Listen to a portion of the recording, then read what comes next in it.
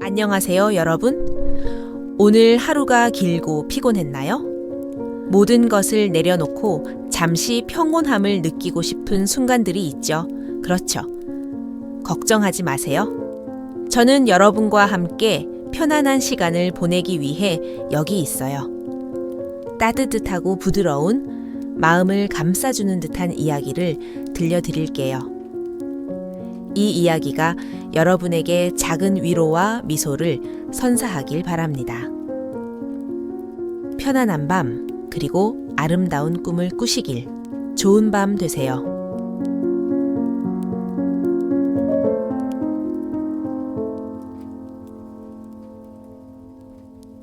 오늘 저는 따뜻한 이야기로 여러분이 푹 잘 수 있도록 도와드릴게요.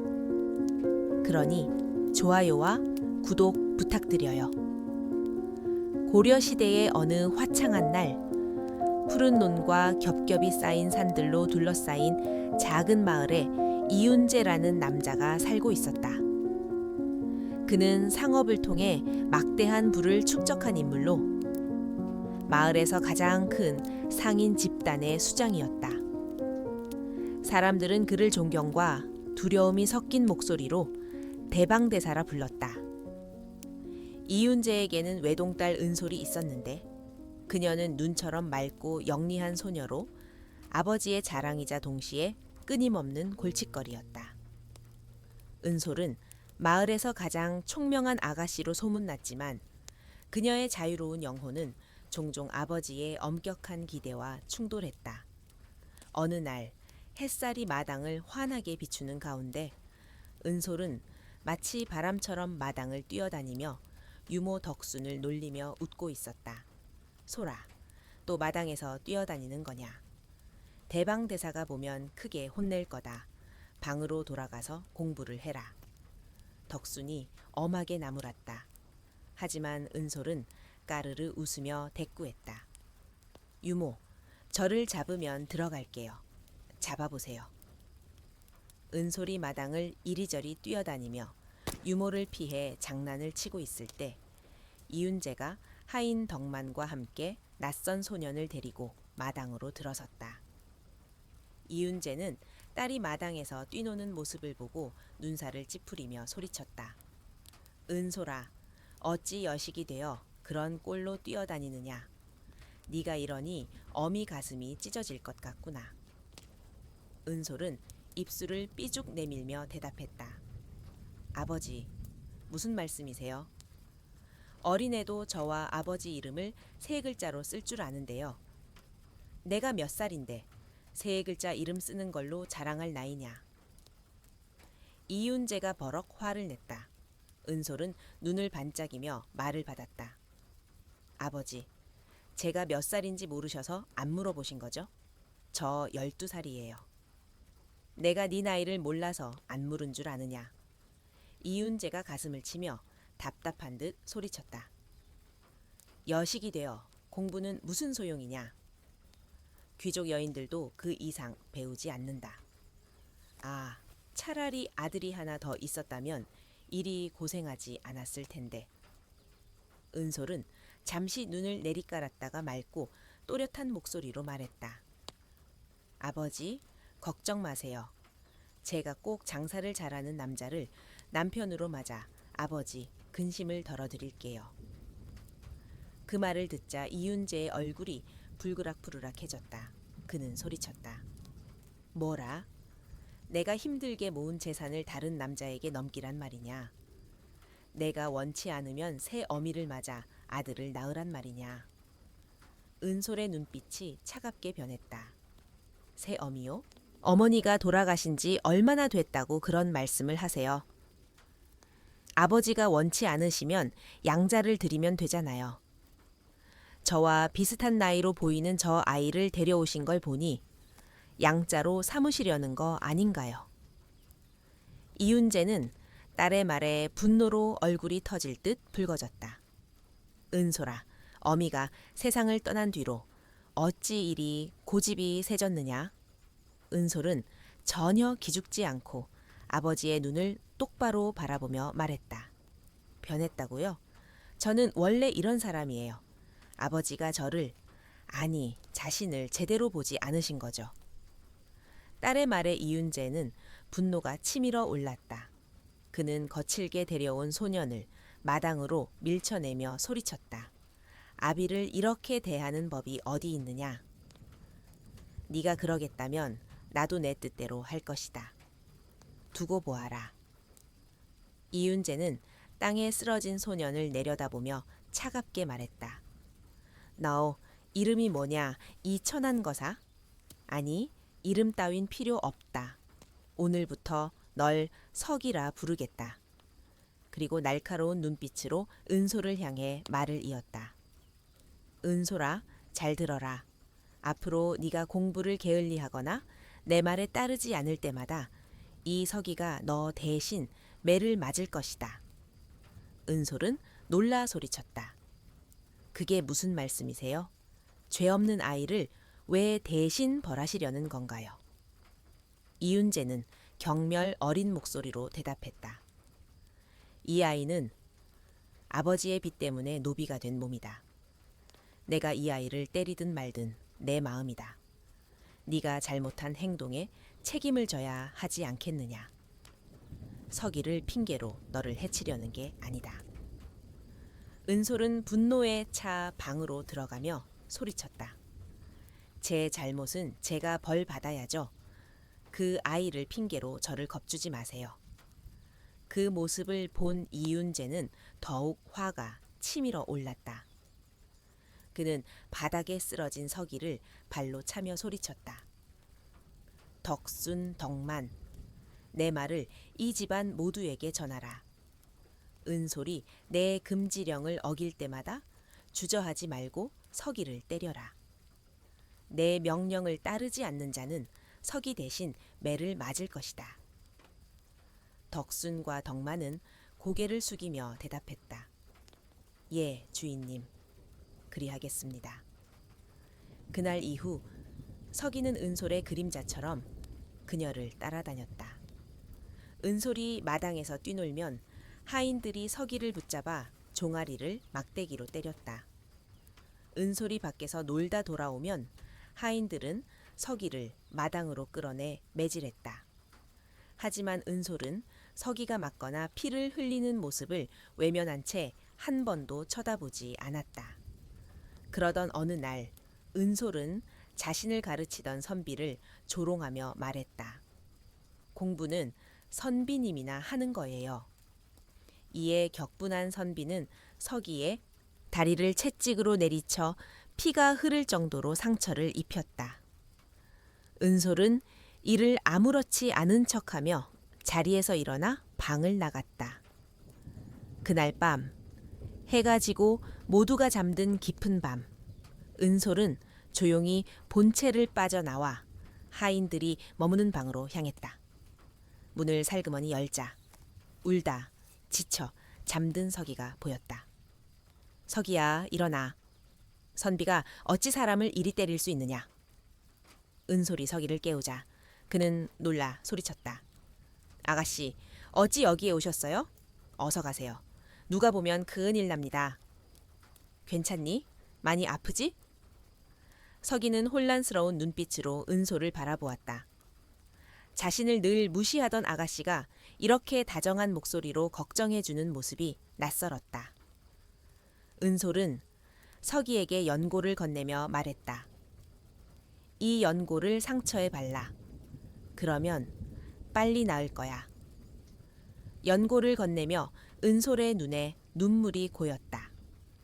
서기는 겁에 질린 목소리로 말했다. 아가씨, 저는 괜찮습니다. 제발 돌아가세요. 누가 보면 일이 더 커집니다. 또 맞으면 저는 더 이상 걸을 수도 없을 거예요. 은솔은 부드럽게 대답했다. 그래, 많이 무서웠지. 내가 잘못했어. 앞으로 조심해서 너를 또 맞게 하지 않을게. 이 연고는 꼭 바르고. 자, 알았지? 은솔이 방을 나가자 서기는 연고를 바라보며 중얼거렸다. 저는 아가씨를 그저 제멋대로인 아가씨로만 알았는데 이렇게 따뜻한 마음을 가진 분이었나 생각해보니 참 예쁘게 생기셨네. 내가 무슨 생각을 하는 거지? 서기는 고개를 저으며 혼잣말을 했다. 그녀는 이윤재의 딸이다. 빚을 갚지 못해 나를 노비로 만든 사람의 딸이야. 이 연고도 아마 나를 더 괴롭히려는 속셈일 거야. 그날 이후 은솔은 아버지의 기대대로 열심히 공부하기 시작했다. 거의 매일 매를 맞던 서기는 점차 맞지 않는 날이 많아졌다. 은솔은 서기가 매를 맞지 않도록 세심히 행동했다. 예전에는 공부와 담을 쌓고 밖에서 시간을 보내곤 했던 은솔이었지만 이제는 방에 틀어박혀 책을 펼치고 공부에 몰두했다. 어느 날 은솔은 서기에게 말했다. 서기야, 오늘 내가 배운 걸 같이 공부하자. 아가씨, 왜 저를 가르치시려는 겁니까? 말 많다. 그냥 내 말대로 해. 내가 너를 위해서 이러는 줄 알아? 나도 공부가 하고 싶을 뿐이야. 서기가 투덜거리며 은솔을 바라보자 은솔의 뺨이 발그레해졌다. 투덜거리지 말고 공부나 시작해. 은솔과 서기는 하루의 대부분을 함께 공부하며 보냈다. 책을 펼쳐놓고 서로 모르는 부분을 가르쳐주며 경쟁하듯 공부에 몰두했다. 한학은 너무 어려워. 나 진짜 진전이 없어.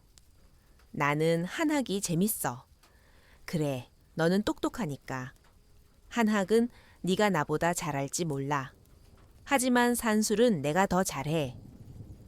은솔과 서기는 서로 부족한 부분을 채워주며 점점 가까워졌다. 그렇게 4년이라는 시간이 흘렀다. 어느 날 은솔과 서기는 정지에 앉아 책을 읽다가 은솔이 하늘을 올려다보며 말했다. 서기야, 너는 내가 믿을 수 있는 유일한 사람이야. 아가씨, 어릴 때 소란이라는 친구가 있지 않으셨습니까? 맞아. 소란은 나에게 소중한 친구였지. 하지만 너는 소란과 조금 달라. 너는 친구 같기도 오빠 같기도 때로는 내가 지켜줘야 할 동생 같기도 해. 서기가 장난스러운 미소를 지으며 말했다. 그럼 저는 아가씨를 누나라고 불러야겠네요. 누나? 내가 성격도 인격도 너보다 훨씬 나은 걸 인정하는 거지? 그래서 예의상 누나라고 부르는 거 맞지? 은솔은 환한 미소를 지으며 말했다. 하지만 곧 그녀의 얼굴 위로 검은 구름이 드리워졌다. 서기야, 사실 나는 아직도 아버지를 원망하고 있어. 아버지는 재물이 세상에서 제일 중요한 분이셔. 어머니가 병석에 계실 때도 단 한 번도 찾아오지 않으셨지. 그 이유가 뭔지 아느냐? 혹여 어머니의 병이 자신에게 옮을까 두려워하셨기 때문이야. 서기는 놀란 눈으로 은솔을 바라보며 조심스럽게 물었다. 주인 어른께서 그런 말씀을 직접 하셨사옵니까? 은솔은 눈을 내리깔며 떨리는 목소리로 대답했다. 아버지가 보부상들과 떠나시기 전 어머니를 뵙게 해달라고 청하려 갔었지. 그때 아버지와 덕만이 방에서 나누는 대화를 우연히 들었어. 아버지가 병든 이를 가까이 하면 재앙이 닥친다고 하시는 걸 들었지. 그 말을 듣고 결국 아무 말도 못하고 돌아왔어. 며칠 뒤 어머니는 아버지를 그리워하시다 하늘로 떠나셨어. 서기는 잠시 말을 잇지 못하고 은솔을 바라보았다. 그의 눈에는 그녀의 깊은 상처가 비쳤다. 조심스럽게 입을 뗐다. 주인 어른께서 어머니께서 그렇게 빨리 가실 줄은 몰랐을 것이옵니다. 은솔은 고개를 저으며 단호하게 말했다. 위로하려 하지 마. 나는 재물만 아는 아버지가 싫을 뿐이야. 그래서 반항했던 거야. 하지만 결국 아무 소용 없었지. 그녀의 목소리는 허탈함으로 가득했다. 서기는 그런 은솔을 위로하고 싶었다. 그는 깊은 숨을 내쉬고 조심스럽게 자신의 이야기를 꺼냈다. 이 몸도 부모께서 지어주신 이름이 있었사옵니다. 덕진이라 했지요. 은솔은 놀란 듯 눈을 동그랗게 뜨며 물었다. 덕진이라? 어찌 그런 이름을 지었지? 서기는 씁쓸한 미소를 지으며 대답했다. 그러게 말입니다. 저를 낳으신 아비가 부인을 얻고 덤으로 저를 얻었다 하여 덕진이라 이름 지었다 하더이다. 은솔은 믿을 수 없다는 듯 소리쳤다. 그게 무슨 터무니없는 소리냐? 부모란 자식을 목숨보다 귀히 여기는 법인데 서기는 담담하게 말을 이었다. 제 부모는 저를 귀히 여기지 않으셨나 봅니다. 어머니는 제가 어릴 적 아버지 몰래 도망치셨다 하더이다. 그래서인지 덕진이라는 이름은 저에게는 그저 무거운 짐일 뿐이었사옵니다. 서기는 잠시 눈을 내리깔았다. 그러고는 은솔을 바라보며 조용히 말했다. 사실 저는 이 집에 노비로 들어오며 얻은 서기라는 이름이 더 마음에 듭니다. 아버지의 도박비 때문에 이 집에 팔려왔을 때 저는 오히려 그게 다행이라 생각했사옵니다. 은솔은 놀라움을 감추지 못하고 물었다. 그게 무슨 소리야? 이 마을에서 가장 큰 상단에 팔려왔으니 다행이다라니? 서기는 잠시 머뭇거리다 말을 이었다. 이제 저는 마을에서 가장 큰 상단에서 자리를 얻었으니 더 이상 배고픔에 시달리지 않아도 됩니다. 어릴 때는 산에서 나무 뿌리를 캐며 연명했었지요. 서기는 잠시 말을 멈췄다. 어린 시절의 고난이 떠오르는 듯 그의 눈에는 무거운 그림자가 드리워졌다. 은솔은 말없이 그를 바라보았다. 그녀의 가슴 속에서도 무언가 울컥 올라왔다. 서기가 다시 입을 열었다. 아가씨, 기운 내시옵소서.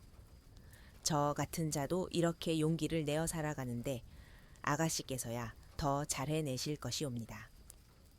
서기의 말에 은솔은 잠시 생각에 잠겼다가 억지로 밝은 미소를 지으며 대답했다. 우리에게 공통점이 있구나. 둘 다 어머니를 잃고 아버지의 냉대 속에서 자랐지. 서기야, 이렇게 하자. 아버지가 너를 석이라 불렀으니 내가 너를 경석이라 부를게. 이름대로 사는 법이라 했으니 앞으로 너는 자유롭게 천지를 누비며 모두에게 존경받는 삶을 살 거야. 서기는 놀라 손을 내저었다. 아가씨, 노비가 어찌 의미 있는 이름을 가질 수 있겠사옵니까? 터무니없지 않사옵니까? 은솔은 단호하게 고개를 저으며 말했다. 지금은 아버지의 빚 때문에 네가 우리 집 노비인 게 맞아. 하지만 네가 빚을 갚고 자유로운 몸이 되면 우리도 평민이 되지 않겠니? 귀족 자제들 중에도 부모에게 불손한 이들이 많지만 언젠가 나도 너와 동등한 위치에 설 날이 올 거야. 서기의 눈이 휘둥그레졌다. 저와 아가씨가 동등한 위치라니요? 그게 어찌 가능하겠사옵니까? 다른 곳에 팔려가지 않는 것만 해도 다행인걸요. 은솔은 단호한 눈빛으로 서기를 바라보며 말했다. 만약 네가 빚을 갚지 못한다면 내가 무슨 수를 써서라도 너를 이곳에서 벗어나게 해줄게. 나는 아버지의 외동딸이야. 내가 가문의 장사를 이어받으면 너를 자유롭게 해줄 거야. 그러면 우리는 누구의 눈치도 보지 않고 진정한 동지가 될 수 있지 않겠어? 서기는 감동 어린 목소리로 대답했다. 아가씨의 그 말씀만으로도 이 몸은 이미 충분히 감사하옵니다. 은솔과 서기는 점점 더 깊은 이야기를 나누며 서로의 마음을 열어갔다. 날이 갈수록 그들의 우정은 깊어졌고 서로에 대한 연민과 신뢰는 더욱 단단해졌다. 하지만 마을 사람들은 그들의 가까운 모습을 보고 수군거리기 시작했다. 은솔 아가씨가 저 노비서기와 자꾸 어울리는구먼. 혹시 그 둘 사이에 전기라도 생긴 게 아닐까. 주인 어른이 어찌 저리 무심하신지 모르겠어. 돈 말고는 관심 없는 분이시니 쉿, 조용히 해. 사실 은솔 아가씨와 서기가 서로 마음이 있다고 소문이 돌고 있어. 주인 어른이 알게 되면 큰일 날 거야. 돈에만 관심 있는 분이시니 심지어 딸까지 돈과 연관되면 팔아버릴지도 몰라. 이 소문은 결국 이윤재의 귀에 들어갔다. 그는 분노로 중얼거렸다. 이 괴상한 소문은 어디서 나온 거지? 서기가 온 뒤로 은솔이 공부도 열심히 하고 장세도 관심을 보이기에 내버려 뒀더니 내가 너무 얕봤구나. 젊은 남녀가 함께 어울리니 소문이 나는 것도 당연하지. 서기를 은솔에게서 떨어뜨려야겠어. 아니, 차라리 그를 팔아버리는 게 낫겠어. 이윤재는 하인 덕만을 불러 명령했다. 덕만, 당장 서기를 창고로 보내 일 시작하게 해라. 그리고 그를 팔아버릴 테니 구매자를 찾아. 덕만은 고개를 숙이며 대답했다. 예, 주인 어른. 그리하겠습니다. 다만 은솔 아가씨가 가만히 있을지 모르겠습니다. 이윤재는 단호히 말했다. 그건 내가 알아서 할 테니 내 말대로 해라. 서기도 이제 제법 남자다움이 생겼으니 빚의 3배 값은 받을 수 있을 거다. 덕만은 방을 나서며 마당 한쪽에서 혼잣말을 중얼거렸다. 결국 이렇게 됐구나. 사람들이 수군대는 것도 당연하지. 서기가 온 뒤로 은솔 아가씨 얼굴이 환해졌으니 참 아쉽구나. 대청을 청소하던 덕순이 덕만의 말을 듣고 눈을 휘둥그레 떴다. 그날 밤 덕수는 은솔의 방으로 찾아가 다급히 말했다. 아가씨, 잘 들으세요. 주인 어른께서 서기를 팔려고 하십니다. 은솔은 놀라 물었다. 뭐라고요? 누가 그런 말을 했어요? 덕만 행수가 주인 어른 방을 나서며 혼잣말하는 걸 들었어요. 아가씨와 서기가 너무 가까이 지낸다고 마을 사람들이 수군거리는 걸 모르셨어요? 은솔의 얼굴이 굳어졌다. 서기와 내가 서로 좋아한다고? 그게 무슨 터무니없는 소리예요? 나는 서기를 남자로 본 적도 없어요. 덕수는 안심한 듯 고개를 끄덕였다. 다행이에요. 만약 아가씨가 서기에게 정이 있었다면 그 아이 목숨이 위험했을 거예요. 이제 아가씨를 여인으로 보니 이런 소문이 도는 거겠죠. 은솔은 침착하게 대답했다. 유모, 무슨 말인지 알겠어요. 서기가 떠나도 나는 아무 일 없는 척 해야겠죠. 그래야 서기가 무사할 수 있어요. 서기와 헤어질 생각은 해본 적 없지만 그를 내 곁에 둘 수도 없다는 걸 알아요. 너무 걱정 마시고 가서 쉬세요. 덕순이 방을 나가자 은솔은 깊은 생각에 잠겼다. 사람들이 나와 서기가 사랑에 빠졌다고 수군거리다니. 우리가 연인처럼 보인단 말인가? 아니, 지금 그게 중요한 게 아니야. 서기가 팔려갈지도 몰라. 내가 무슨 생각을 하는 거지? 은솔은 한참을 고민하다 잠이 들었다. 다음 날 서기가 우울한 얼굴로 그녀를 찾아왔다. 아가씨, 오늘부터 제가 창고에서 일을 시작해야 합니다. 더 이상 아가씨 곁에 있을 수 없을 것 같습니다. 은솔은 무심한 척 대답했다. 그래, 이제라도 뭔가 의미 있는 일을 해야지. 서기는 은솔의 냉정한 말투에 살짝 실망했지만 담담히 대답했다. 이제 제가 곁에 없으니 너무 멀리 다니지 마세요. 은솔은 미소를 지으며 말했다. 내 일은 내가 알아서 할게. 너는 창고에서 열심히 일해. 이제 너 스스로 살아가야지. 그날 이후 은솔은 아무 일도 없는 듯 일상을 보냈다. 하지만 매일 밤 창고에서 일을 마친 서기는 은솔의 방 근처로 몰래 찾아갔다. 그는 마당 한쪽에 서서 그녀의 방 불빛이 꺼질 때까지 기다렸다가야 자신의 방으로 돌아갔다. 한 달 뒤 덕순이 은솔의 방에 아침을 가져오며 물었다. 아가씨, 왜 이렇게 기운이 없으신가요? 어디 편찮으신 건 아니죠? 은솔은 고개를 저으며 대답했다. 아니에요. 괜찮아요. 어제 책을 너무 늦게까지 읽어서 잠을 못 잤어요. 아, 한양에서 소란 언니가 왔다고 하니 나가서 맞이할게요. 준비해 주세요. 덕수는 걱정스러운 얼굴로 말했다. 소란 아가씨를 집으로 초대하지 그러셨어요. 몸이 편찮으시다던데. 은솔은 부드럽게 미소 지으며 대답했다. 오랜만에 소란 언니와 단둘이 있고 싶어요. 너무 걱정 마세요. 은솔은 어린 시절 친구 소란을 만나러 나가 해 진력해야 집으로 돌아왔다. 다음 날 아침 은솔은 아버지 이윤재를 찾아갔다. 이윤재는 딸을 보고 놀라며 웃었다. 네가 먼저 나를 찾아오다니? 오늘 해가 서쪽에서 떴나?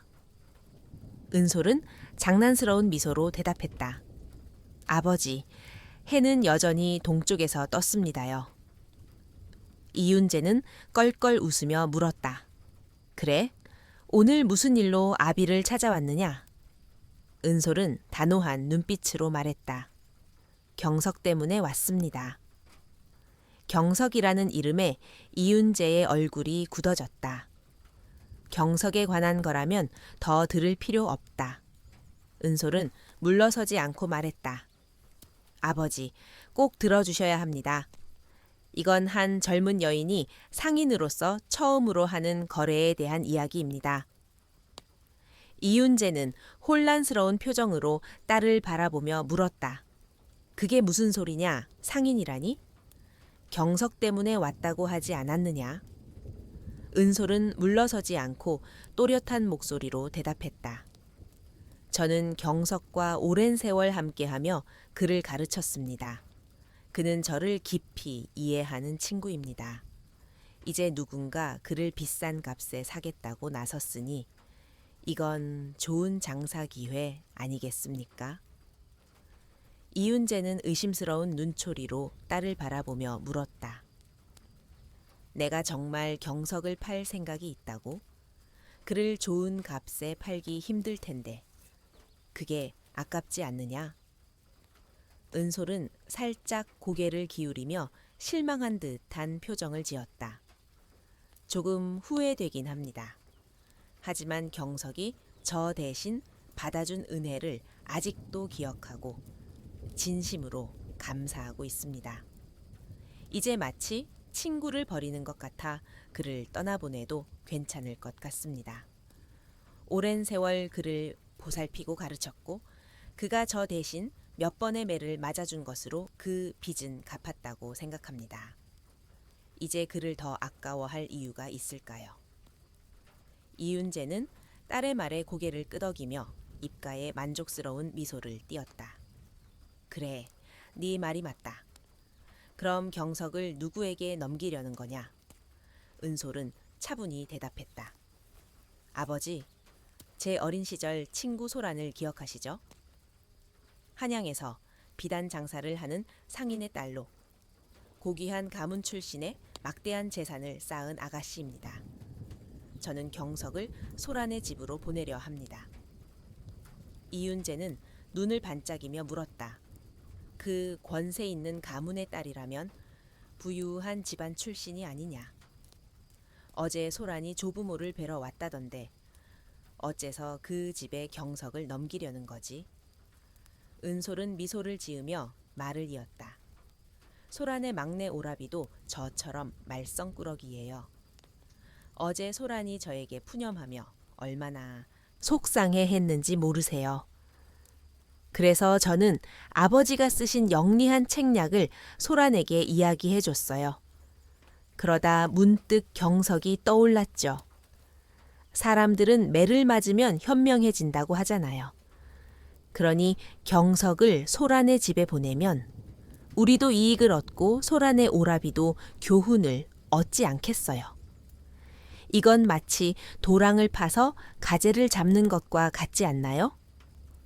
이윤재는 껄껄 웃으며 딸의 어깨를 두드렸다. 너는 언제나 영리하구나. 어쩜 이렇게 기발한 생각을 했어. 내가 너를 걱정한 게 어리석었구나. 역시 내 딸, 은솔이야. 네가 원하는 대로 해라. 경석의 몸값 전부를 네 첫 거래의 보증금으로 주마. 은솔은 눈을 빛내며 대답했다. 아버지, 약속하셨어요. 제가 아버지의 딸이라는 걸 증명해 보일게요. 은솔이 방을 나가자 이윤재는 혼잣말로 중얼거리며 미소를 지었다. 언제 저리도 훌쩍 큰 거지? 역시 은솔은 나를 쏙 빼닮았어. 영리하고 마음이 깊구나. 은솔이라면 이 상탄을 훌륭히 이끌 거야. 한편 은솔은 방으로 돌아와 침대에 털썩 주저앉아 깊은 한숨을 내쉬었다. 그리고 교활한 미소를 지으며 눈을 감았다. 날. 은솔은 서기와 덕만을 불러 말했다. 덕만 아저씨, 부탁드릴 일이 있어요. 덕만은 미소를 지으며 대답했다. 은솔 아가씨의 부탁이라면 무슨 일이든 하겠습니다. 무슨 일이죠? 은솔은 단호한 목소리로 말했다. 이건 중대한 일이에요. 상인 가문의 후계자로서 첫걸음을 내딛는 일이라 절대 실수해서는 안 됩니다. 덕만은 자세를 바로 하며 대답했다. 어떤 임무든 완수하겠습니다. 곁에서 대화를 듣고 있던 서기는 혼란스러운 표정으로 두 사람 사이를 바라보았다. 은솔은 서기를 보며 말을 이었다. 경석의 몸값을 치를 사람이 나타났으니 그는 짐을 챙겨 한양으로 가야 해요. 덕만 아저씨, 경석을 한양으로 데려가 주세요. 서기와 덕만은 은솔의 말에 입을 떡 벌리며 놀랐다. 서기는 떨리는 목소리로 물었다. 아가씨, 갑자기 무슨 말씀이시죠? 은솔은 차분히 대답했다. 들었지? 내 친구 소란이 너를 데려가겠다고 했어. 훌륭하지? 소란의 집에서 네가 제일 잘하는 일을 하면 돼. 소란은 너를 잘 대해줄 거야. 서기는 만견자실한 표정으로 더 이상 말을 잇지 못했다. 은솔은 덕만을 보며 말했다. 아저씨, 내일 아침 일찍 출발해야 하니 준비해 주세요. 아버지도 모든 걸 아시니 가기 전에 인사드릴게요. 여기서 우리 작별할게요. 덕만은 고개를 끄덕이며 대답했다. 알겠습니다. 일을 마치고 돌아오겠습니다. 서기는 방으로 돌아와 몇 안 되는 짐을 챙기며 분노를 사겼다. 아가씨 곁에서 사랑하며 노비로 평생을 보내도 괜찮다고 생각했는데 어찌 저를 이렇게 대하시는 겁니까? 피는 물보다 진하다더니 역시 아가씨는 주인 어른의 딸이십니다. 다음 날 덕만과 서기는 한양으로 향했다. 서기가 문을 나설 때 은솔도 상단에 누구도 배웅하지 않았다. 긴 하루를 걸어 소란의 집에 도착한 덕만과 서기는 소란을 만났다. 덕만이 말했다. 긴 여정이었소. 이 아이가 경석이요. 소란은 호기심 어린 눈으로 서기를 보며 대답했다. 너를 아는구나. 어릴 적 이 마을에서 몇 번 본 적이 있어. 행수, 돌아가는 길 조심하시오. 덕만이 떠난 뒤 소란은 서기에게 말했다. 네가 경석이지? 나를 아가씨라 부를 필요 없어. 너를 위해 방을 준비해뒀으니 가서 쉬어. 소란이 서기를 데려간 방은 하인방이 아니라 별채의 손님방이었다. 방 안에는 맛있는 음식이 가득한 상이 차려져 있었다. 서기는 놀라 물었다. 아가씨, 빈 방이 없는 겁니까? 다른 이들과 함께 지내도 괜찮습니다. 소라는 고개를 저으며 대답했다. 아니, 이 방은 너를 위해 준비된 거야. 편히 밥을 먹고 쉬어. 내가 일이 끝나면 다시 올게. 소란이 떠난 뒤 서기는 혼잣말로 중얼거렸다. 이렇게 하인을 대하다니? 어차피 노비로 팔려왔으니 무슨 일이 벌어지는지 모르겠군. 서기는 혼란스러운 마음을 진정시키려 급히 밥을 먹었다. 잠시 뒤 상이 치워지고 소란이 돌아왔다. 서기가 말했다. 감사합니다. 이렇게 푸짐한 밥상을 받아본 건 처음입니다. 소란은 미소를 지으며 대답했다. 배불리 먹었다니 다행이야. 누군가 너에게 절대 음식이 떨어지지 않게 하라고 당부했거든. 서기는 어리둥절한 표정으로 물었다. 누가 그런 말씀을 하셨습니까? 소라는 장난스러운 미소로 대답했다. 누구겠어? 은솔이지. 서기의 눈이 커졌고 심장이 쿵쾅 뛰었다. 소라는 멍한 표정의 서기를 보며 재미있다는 듯 웃으며 말했다. 놀랐지? 은솔이 너를 얼마나 아끼는지 모르는구나. 최근에 은솔이 너를 쳐다보지도 않고 오늘 아침 네가 떠날 때 인사도 안 한 이유가 있었어. 서기는 떨리는 목소리로 물었다. 무슨 일이 있었던 겁니까? 소라는 편지 한 장을 내밀며 말했다. 묻지 말고 이 편지를 읽어. 그리고 내일 새벽 전까지 원하는 곳으로 떠나. 서기는 놀라 물었다. 떠나다니요? 제가 팔려온 거 아니었습니까? 소라는 한숨을 쉬며 엄한 표정으로 말했다. 너 정말 아무것도 모르는구나. 오늘 내가 너에게 밥과 잠자리를 제공한 건 은솔 동지의 부탁 때문이야. 이 편지를 읽은 뒤 절대 은솔에게 돌아가면 안 돼. 이 일이 발각되면 너뿐 아니라 은솔의 목숨도 위험해져. 내 임무는 여기까지야. 편히 쉬고 떠나. 소란이 떠난 뒤 서기는 떨리는 손으로 은솔의 편지를 펼쳤다. 멀리서 네 방의 불빛을 보며 너를 그리워했어. 자유를 약속했던 맹세를 지키기 위해 차가운 말로 너를 떠나보내며 아픔과 눈물을 숨겼어. 부디 내 존재를 잊고 네 이름처럼 빛나는 돌처럼 자유롭게 살아가길 바랄게. 한때 네 삶에 머물렀던 나를 위해 그렇게 살아줘. 편지를 읽은 서기는 조용히 눈물을 흘렸다. 다음 날 아침 잠을 잔 뒤 서기는 멍한 표정으로 소란을 찾아갔다. 소란은 작은 보따리를 내밀며 말했다. 여기에 돈과 옷이 들어있어. 은솔이 세심히 준비했으니 받아. 서기는 억지로 밝은 표정을 지으며 말했다. 은솔 아가씨께 전해주세요. 저는 미소 지으며 떠났고 기뻐하며 뒤돌아보지 않고 떠났다고. 만약 제 소식을 묻거든 배고픔 없이 자유롭게 살겠다고 전해주세요. 눈물을 삼키며 마지막 말을 남긴 서기는 소란에게 작별 인사를 하고 떠났다. 한편 서기가 떠난 날 은솔은 그가 발각될까 두려워 멀리서 그의 뒷모습을 몰래 지켜보았다. 서기가 시야에서 사라지자 은솔은 방으로 돌아와 조용히 울었다. 그래, 이게 더 나은 거야. 경석은 자유롭게 살게 될 거야. 나도 위대한 상인이 되어 언젠가 경석을 다시 만날지도 몰라. 내가 그토록 아꼈던 경석, 잘 가. 그렇게 은솔과 서기는 헤어졌다. 세월이 흘러 은솔은 아버지 이윤재의 뒤를 이어 상인 가문의 수장이 되었고 명망 높은 삶을 살았다. 서기는 중국으로 이주해 자유로운 삶을 살았다는 소문이 전해졌다.